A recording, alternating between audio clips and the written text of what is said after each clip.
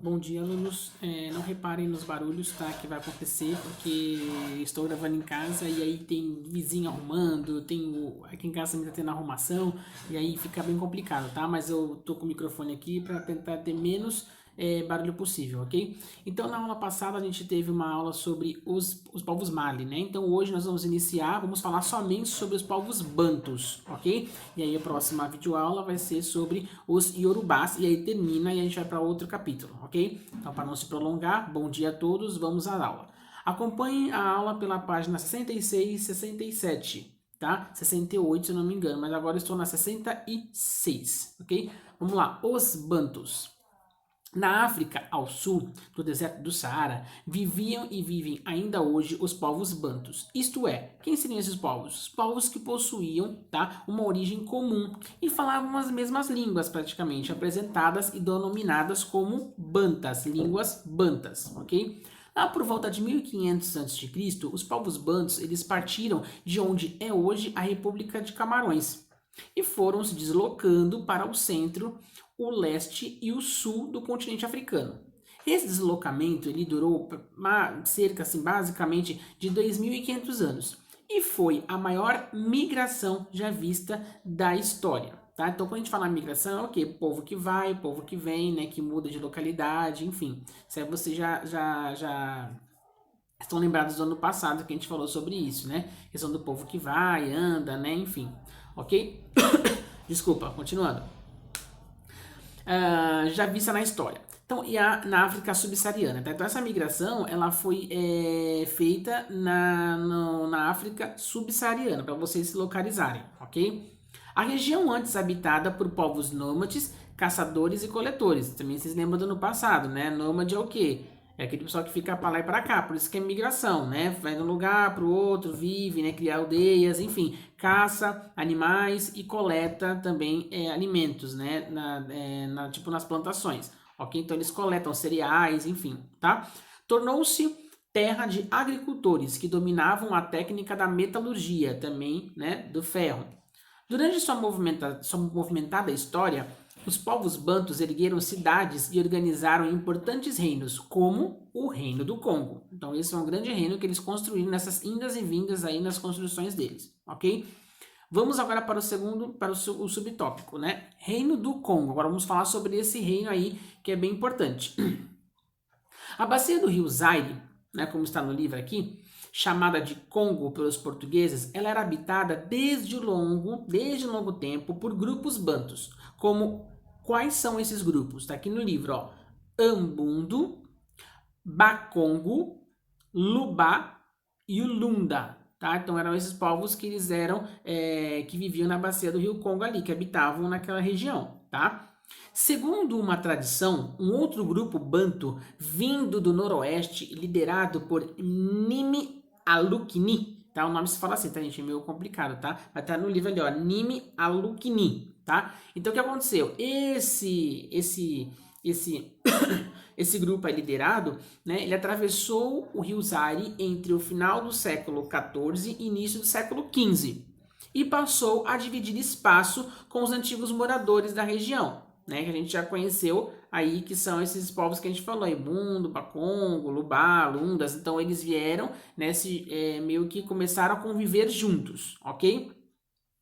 Bom, por meio da conquista de alianças, né, e de casamentos, Nimi Alakene e o seu grupo se fortaleceram, tá, e fundaram a cidade de Mizamba, Congo. Então, o que aconteceu? Quando o grupo de Nimi Alukene ela chegou nessas localidades aí, entre o século XIV e XV, junto com esses grupos pequenos que eu falei para vocês, o Bundo, Bakongo, Luba e Lunda, o que aconteceu? O Nimi Alakene, esse grupo aí, ele começou a fazer casamentos e alianças com esses outros povos. E o que aconteceu? A partir disso, né, dessas alianças, ó, o centro de poder ele submeteu a outros grupos. Então, o que aconteceu? O Nimi Alukene, o que aconteceu? Ela se fortalece. Ela se fortalece porque ela faz alianças e ela vai criando laços, né, de pessoas que pensam como esse grupo, né? Então ele vai se fortificando. Estou falando do grupo Nimi Alukene, tá? E acontece, ela começa a submeter outros grupos e passa a controlar um amplo território. Então, como ela começa a ter grandes adeptos, ela começa a controlar esses outros povos aí que estavam vivendo nessa região. Tá? Então, ela começa a ter influência. Nimi Alokene, ela recebe o título de Mani Congo, Senhor do Congo. Então, ele já vai criando uma força, vai criando, né, um grupo mais fortificado e com um nome ali, né? Então, já vira um senhor, como se fosse um rei, um líder, né? E ele é considerado o herói fundador do Reino do Congo, tá? Lá na capital de Manicongo, ele exercia sua autoridade com o auxílio de 12 conselheiros. Quem eram esses 12 conselheiros, né? Então tá lá, entre os quais estavam os secretários reais, então eram esses, os oficiais militares, os homens da lei, tá? E os coletores de impostos, que coletavam os impostos das pessoas, tá? Entre outros. Desses 12 conselheiros, quatro eram mulheres e representavam o clã das avós do rei, ok? Continuando, lá embaixo, tá? Nós vamos falar, nós estamos na página 67 e para terminar esse vídeo aqui para vocês, tá? Vamos lá. Continuando aqui, na última parte. Vida econômica, nós já falamos da vida econômica deles, tá? Então vamos lá. Entre os congos, os homens se dedicavam à caça. Então assim, os homens, o que eles faziam? Eles caçavam, como a gente já viu nas aulas passadas, né? Então era a caça, a pesca, a coleta de alimentos, né? Então eles saíam para poder trazer o alimento para dentro de casa, para trabalhar. Já o trabalho na agricultura era feito pelas mulheres, tá? Então elas cultivavam o quê? Legumes, verduras, frutas, como laranja, limão, romã e figo e cereais, né? Com destaque para o sorgo. Logo eu vou falar para vocês o que é o sorgo aí, que com certeza vocês vão perguntar. Professor, o que é sorgo? Aí eu já falo para vocês no próximo vídeo, tá? Além disso, os congos eles criavam galinhas, porcos, tá? Carneiros, bois e cabras e praticavam artesanato, claro. Eles teciam fibras de folhas de ráfia. O que é ráfia? Ráfia é um tipo de madeira, né? É um tipo de madeira, é um tipo de... Desculpa. Aliás, é um tipo de palmeira com folhas enormes, das quais se extrai a fibra e de mesmo nome. Então, a fibra se chama ráfia, tá? Que vem da palmeira, tudo bem? Das palmeiras. Faziam utensílios. O que eles faziam com essa ráfia? Faziam utensílios de madeira, de cobre e forjavam o ferro. Então, essa madeira, ela lembrava, né, o ferro. Então, tipo, é como se fosse eles faziam um material de ráfia que dava a ideia de parecer, né, ferro, vamos dizer assim, né? Tipo que enganava, né? Fazia como se fosse ferro, tá? Com o qual produziam instrumentos de trabalho, que seriam o quê? Eles também tinham a questão da metalurgia, se lembra do ferro? Eles também sabiam fazer? Então, o que acontecia? Eles faziam pás, enxadas e armas, espadas e lanças, ok? Então, esse vídeo eu vou acabando por aqui, tá? Então, eu comecei na vida econômica na página 67. Agora, no próximo vídeo eu vou dar continuidade para vocês, ok? A gente vai falar mais um pouquinho sobre a vida econômica deles, ok? A gente já volta, é rapidinho, volta já já. Bom, gente, estamos de volta, né? Então vamos lá, agora nós vamos para a página 68, 68. Eu vou falar um pouquinho alto porque tá muita interferência aqui, tá? Eu moro em casa, aí tem um vizinho fazendo não sei o que, o outro vizinho fazendo não sei o que, aqui em casa também, então tá. Até no outro vídeo, a minha gata tentando fugir, fazendo som, tá? Mas dá para escutar, né? O importante é escutar e o importante é entender, não é verdade? Então vamos lá. Na página 68, ele começa assim. Ele continua falando da vida econômica, né? Então, o que eles faziam? Então, tá lá. Os congos, eles conheciam técnicas, tá? Apuradas. Quando é apuradas é o quê? Tinham habilidade, tinham facilidade, trabalhavam muito bem com essas coisas, né? E o que seriam essas coisas? Seria o ferro, né? Então eles tinham a fusão, eles apuravam na fusão do ferro. Fusão aqui é uma mistura, né? Então, segundo a tradição, o fundador do Reino do Congo era um rei ferreiro, então ele tinha o domínio do ferro, tá? Por isso, os trabalhos com ferro eram reservados aos nobres, então somente as pessoas que tinham poder aquisitivo, né, que eram próximos ou ligados ao rei, que tinha essa habilidade que podiam trabalhar com ferro, tá? No Congo, o comércio era intenso, tá? De Mizamba, Congo, partiam as caravanas, tá? Então, Mizamba, Congo, é onde que saíam as caravanas que iam ao interior buscar ou levar produtos, tá? com especial destaque para o ferro e o sal. Então eram as duas, uma era matéria-prima e outra a especiaria mais importante, tá? Naquele período que eles iam buscar para poder comercializar, o ferro e o sal. O ferro ele era extraído da província de Nizundi, isso fica no norte lá do reino, tá? Já o sal, ele era era mais raro, né? Então era algo mais precioso, de grande valor. E ele vinha das salinas de Mipinda, tá? E da província de Nedembu, que fica ao sul. Aldeias como Lubatas e cidades como Mizambas, elas pagavam tributos ao Manicongo, que, em troca, lhes oferecia proteção espiritual, pois era visto como intérprete da vontade dos ancestrais e dos espíritos. Então lembra lá no começo das cidades? Que aí depois veio o Nizamba, ou veio a mini... Ai, meu Deus, esqueci o nome agora, gente. Deixa eu olhar pra vocês aqui, peraí. Na cidade de Namilukeni, que aí teve as misturas, enfim, aí acabou virando o reino, né? Então essas cidades e aldeias pequenas, o que elas faziam? Como elas acabaram virando, vamos dizer assim, súditas, né? Ficaram pequenas, perto da cidade como fala aqui do Reino do Congo, né, que foi fundado. O que acontecia? Elas pagavam tributos para ter a questão da proteção espiritual. Então isso é uma questão cultural deles, tá? Eles acreditavam nisso, que pagando impostos, eles tinham essa proteção dos ancestrais, dos espíritos, tá? E o que acontece? Os tributos, eles eram pagos em espécie, tá? Quais são essas espécies? Sorgo, vinho da palma, tá? Metais, frutas, gado, marfim e peles. Então era isso que eles forneciam, tá, para o rei do Congo, ok? A moeda do Congo, ela se chamava Nizimbu, tá? Então a moeda que eles tinha valor no rei do Congo, ela se chamava Nizimbu, tá? O que era essa moeda? Não é aquilo que vocês estão pensando hoje, não, que é o metal que a gente tem, né? Que é todo trabalhadinho na casa da moeda, né? Ou moedas de ouro, não, nada disso, tá? A moeda deles era o quê? Era como se fosse uma espécie de concha marinha, né, que você encontra no mar, né, uma conchinha que eu não tenho aqui para mostrar para vocês, nem foto, se eu achar eu mando para vocês, tá? Então acontece, ela era uma concha marinha que era obtida na ilha de Luanda.